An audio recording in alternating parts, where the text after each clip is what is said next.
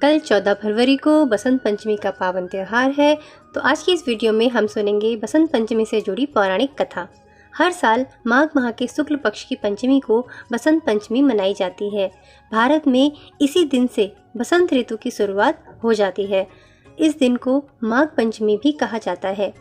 पूरे भारत में बसंत पंचमी का पर्व बहुत हर्ष उल्लास के साथ मनाया जाता है। इस दिन माँ सरस्वती की पूजा करने का विधान है। साहित्य, शिक्षा, कला इत्यादि के क्षेत्र से जुड़े लोग बसंत पंचमी के दिन विद्या की देवी माँ सरस्वती की आराधना करते हैं।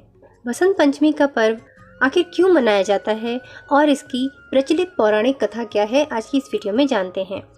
वर्ष की सारी ऋतुओं में बसंत को सभी ऋतुओं का राजा माना जाता है। इसी कारण इस दिन को बसंत पंचमी भी कहा जाता है। इस दिन से ही शीत ऋतु का जब समापन होता है तो बसंत ऋतु का आगमन होता है। इस ऋतु में खेतों में फसलें लहलहा उठती हैं और फूल खिलने लगते हैं और हर जगह खुशहाली आती है। मान्यता यह है कि सृष्टि के रचयिता भगवान ब्रह्मा के मुख से बसंत पंचमी के दिन ही ज्ञान और विद्या की देवी माँ सरस्वती का प्राकट्य हुआ था। इसी वजह से ज्ञान के उपासक सभी लोग बसंत पंचमी के दिन अपनी आराध्य देवी माँ सरस्वती की पूजा अर्चना करते हैं। तो बसंत पंचमी की पौराणिक कथा के बारे में सुनते हैं। बसंत पंचमी की कई पौराणिक कथाएं प्रचलित हैं। मान्यता है कि सृष्टि के रचयिता भगवान ब्रह्मा ने जीवों और मनुष्यों की रचना की थी। उन्होंने इस बात का ध्यान रखा कि वातावरण बिल्कुल शांत हो और इसमें किसी की वाणी न हो। यह सब करने के बाद भी ब्रह्मा जी संतुष्ट नहीं थे। सृष्टि की रचना के बाद से ही उन्हें सृष्टि सुनसान और निर्जन नजर आने लगी। तब ब्रह्मा जी ने भगवान विष्णु जी से अनुमति लेकर अपने कमंडल से पृथ्वी पर जल छिड़का। कमंडल से धरती पर गिरने वाले जल से पृथ्वी पर कंपन हुए और एक अद्भुत शक्ति के रूप में चतुर्भुजी सुंदर स्त्री प्रकट हुई।